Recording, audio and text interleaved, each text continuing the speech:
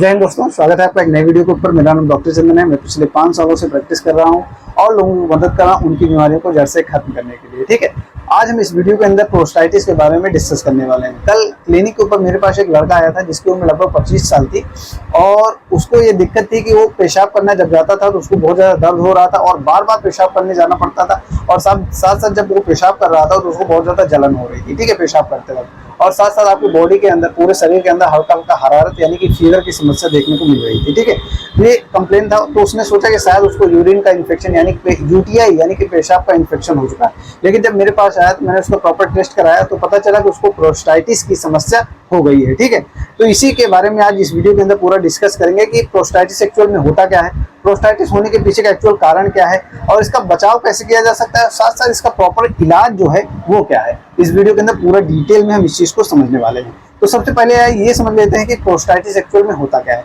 देखिए, प्रोस्टाइटिस समझने से पहले आपको थोड़ा सा जानना होगा प्रोस्टेट ग्लैंड के बारे में। प्रोस्टेट ग्लैंड जो होता है वो मेल के अंदर यानी पुरुष के अंदर पाया जाने वाला एक औरस की ग्रंथि होती है। ठीक है, इसका काम होता है जब भी आप सेक्सुअल एक्टिविटी वगैरह करते हैं, ये बहुत ही महत्वपूर्ण चीज है क्योंकि जब भी आप सेक्सुअल एक्टिविटी करते हैं, जब आपका स्पर्म निकलता है तो जो प्रोस्टेट ग्लैंड होता है उसके अंदर एक फ्लूइड पाया जाता है जो एंजाइम से रहता है। तो उसमें क्या होता है कि वो जब आपका स्पर्म निकलता है तो उसको मोटाइल करने के लिए, मतलब उसको गतिशीलता देने के लिए उसका यूज किया जाता है। यानी कि पेशाब जो आपका स्पर्म होता है उसका रास्ता बढ़िया बनाने के लिए इसमें एक फ्लूइड होता है वो निकलता है। ठीक है, तो इसका एक बहुत महत्वपूर्ण काम होता है। तो इसमें किसी भी प्रकार का कोई इन्फेक्शन हो जाता है तो उस कंडीशन को हम प्रोस्टाइटिस बोल देते हैं। ठीक है, तो आइए सबसे पहले प्रोस्टाइटिस क्या है। कोई भी किसी भी प्रकार का अगर प्रोस्टेट ग्लैंड के अंदर जो इन्फेक्शन हो जाए, बैक्टीरिया का या अदर कोई इन्फेक्शन हो जाता है तो उस कंडीशन को हम प्रोस्टाइटिस बोलते हैं। ठीक है, देखिए थोड़ा सा 2 मिनट का और समय देते हैं तो आपको कारण समझा देता हूँ। तो देखो कारण क्या है प्रोस्टाइटिस होने के पीछे का। अगर आपकी इम्यूनिटी कमजोर है यानी कि इम्यूनिटी आपकी वीक है किसी भी कारण के बस, या आप मल्टीविटामिन नहीं खा रहे हैं या आपकी बॉडी के अंदर ऐसे न्यूट्रिएंट नहीं जा रहे हैं जिसकी ज्यादा शरीर को जरूरत है, तो आपकी इम्यूनिटी वीक होने लगती है। जब भी आपकी बॉडी के अंदर इम्यूनिटी वीक होती है तो इन्फेक्शन होने के चांसेस बढ़ जाते हैं। ये भी एक कारण होता है जिसकी वजह से आपको प्रोस्टाइटिस होने की संभावना बढ़ जाती है। दूसरा मुख्य कारण देखने को मिलता है कि जब आप लोकल हाइजीन मेंटेन नहीं करते हैं तो, यानी कि आप जब तीसरे मुख्य रूप से कारण देखने को मिलता है जब भी आप सेक्सुअल एक्टिविटी करते हैं या हस्त मैथुन करते हैं तो क्या है कि आप प्रॉपर वहां पे हाइजीन मेंटेन नहीं करते हैं या जो सेक्सुअल एक्टिविटी करते हैं उसमें साफ सफाई नहीं रखते हैं, तो उसकी वजह से भी आपको इन्फेक्शन होने के चांसेस बढ़ जाते हैं। जनरली जो इन्फेक्शन होता है वो इकोलाई बैक्टीरिया का होता है। ठीक है, जब भी आप सेक्सुअल एक्टिविटी करते हैं, हस्त मैथुन करते हैं तो लोकल हाइजीन जो होता है वो मेंटेन करना बेहद ज्यादा जरूरी होता है। ये चीज आपको बेहद रूप से समझना ज्यादा जरूरी है। और एक चीज आपको विशेष रूप से इसमें ध्यान देना है कि अगर आपको रेगुलर हस्त मैथुन करते हैं या रेगुलर सेक्सुअल एक्टिविटी करते रहते हैं तो आपका प्रोस्टेट जो ग्लैंड होता है उसके अंदर जो फ्लूइड भरा रहता है वो प्रॉपर्ली क्लीन होता रहता है, बाहर निकलता रहता है और नया जो फ्लूइड होता है वो बनता रहता है। अगर आप प्रॉपर्ली हमेशा रेगुलर बेस पे सेक्सुअल एक्टिविटी नहीं कर रहे हैं, हस्त मैथुन नहीं कर रहे हैं, तो भी आपको समस्या बना सकता है ये चीज। ठीक है, ये चीज आपको बेहद ज्यादा समझ तो ये चीज आपको बेहद ज्यादा जरूरी है समझना कि आपको रेगुलर सेक्सुअल एक्टिविटी करते रहना है, हस्त मैथुन भी करते रहना चाहिए, लेकिन एक लिमिट दायरे में। ऐसा नहीं है कि आप कुछ भी करने लगे तो एकदम रेगुलर बेस पे आप सेक्सुअल एक्टिविटी ही करते रहते हैं। तो इसको पहचानने का सिंपल सा तरीका है, इसके लक्षण जो होते हैं। देखो, जब भी आप पेशाब करने जाते हैं तो आपको दर्द होता है या रुक रुक के पेशाब होती है या तो आपको बहुत ज्यादा बार बार पेशाब करने की इच्छा होगी और साथ में जब भी आप पेशाब करते हैं तो आपको जलन देखने को मिलती है। तो ये सब लक्षण जो है, और साथ में कभी कभी पेट के जो लोअर हिस्सा होता है, मतलब पेट का जो नीचे का हिस्सा होता है उसमें बहुत ज्यादा दर्द देखने को मिलने वाला है। ठीक है, भयानक दर्द देखने को मिलने वाला है। तो अगर ये सब समस्याएं देखने को मिल रही है, फीवर भी साथ में देखने को मिल रहा है, तो ये भी चांसेस है कि आपको प्रोस्टाइटिस के जो इन्फेक्शन है वो हो चुका है। ठीक है, तो इससे आप इजीली इसको पहचान सकते हैं। तो अब वीडियो के सबसे महत्वपूर्ण पार्ट के ऊपर आ गए हैं। अब बात कर लेते हैं इसके बचाव के बारे में। अगर आपको प्रोस्टाइटिस का नहीं होने देना है अपने शरीर के अंदर तो आपको क्या क्या करना चाहिए। नंबर 1 तो आपको लोकल हाइजीन मेंटेन करना है।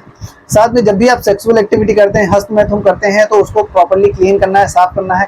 ऐसे ही नहीं करना है किसी भी पार्टनर के साथ, या अगर आपका पार्टनर हाइजीन मेंटेन नहीं कर रहा तो उसको समझाना है। अगर आप नहीं हाइजीन मेंटेन कर रहे हैं तो आपको समझाना है, कॉन्डोम का इस्तेमाल करना है, ये सब चीजें करनी है। ठीक है, इससे क्या होता है कि आपका लोकल हाइजीन मेंटेन होता है। आपको सेक्सुअल एक्टिविटी करने के दौरान जो इन्फेक्शन होने के चांसेस होते हैं बैक्टीरियल का, ये सब चीजें नहीं हो पाती हैं। ठीक है, और जब भी आप पेशाब करते हैं, लैट्रिन जाते हैं, बाथरूम जाते हैं, तो आपको हमेशा उसको साफ सफाई जरूर करना है।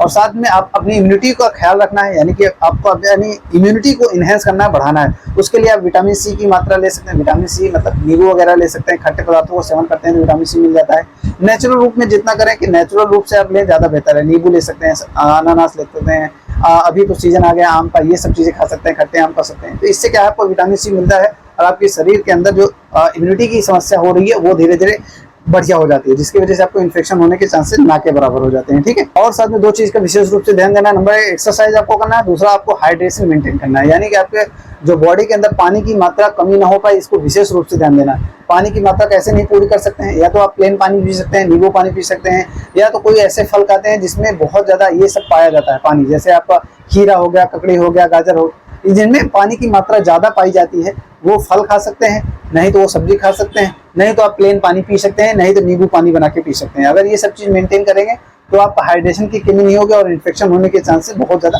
कम हो जाते हैं। ठीक है माय डियर फ्रेंड्स, अब वीडियो के सबसे लास्ट और इम्पोर्टेंट टॉपिक के ऊपर आ चुके हैं, पॉइंट के ऊपर आ चुके हैं। ये दवाएं देख रहे हैं, ये दवाएं बहुत ही ज्यादा कारगर है प्रोस्टाइटिस के केस में। अगर आपको वायरल प्रोस्टाइटिस की समस्या बन गई है और ठीक नहीं हो रही है तो आपको होम्योपैथिक मेडिसिन लेनी चाहिए, उसमें ये बहुत ही ज्यादा कारगर रहती है। अगर आपको प्रोस्टाइटिस समस्या है तो डेफिनेटली आपको किसी भी होम्योपैथिक डॉक्टर से कंसल्ट करना चाहिए और उसके इलाज प्रॉपर कराना चाहिए, क्योंकि प्रोस्टाइटिस केस में देखा गया है कि बहुत ही बढ़िया रिजल्ट देखने को मिलता है और साथ में इसका कोई भी इन्फेक्शन आपके शरीर के ऊपर देखने को नहीं मिलता। इन्फेक्शन मतलब दुष्प्रभाव देखने को नहीं मिलता है। ठीक है, तो अगर आपको प्रोस्टाइटिस समस्या होती है तो आप किसी भी होम्योपैथिक डॉक्टर से कंसल्ट करके इसका प्रॉपर इलाज करा लीजिए। डेफिनेटली आपकी जो समस्या है इसके लिए जड़ से खत्म होने वाली है। ठीक है, आशा करते हैं आपको ये चीज समझ में आ गई होगी। अगर आपका कोई डाउट हो तो नीचे कमेंट बॉक्स में जरूर लिखिए, मैं डेफिनेटली आपको रिप्लाई जरूर दूंगा।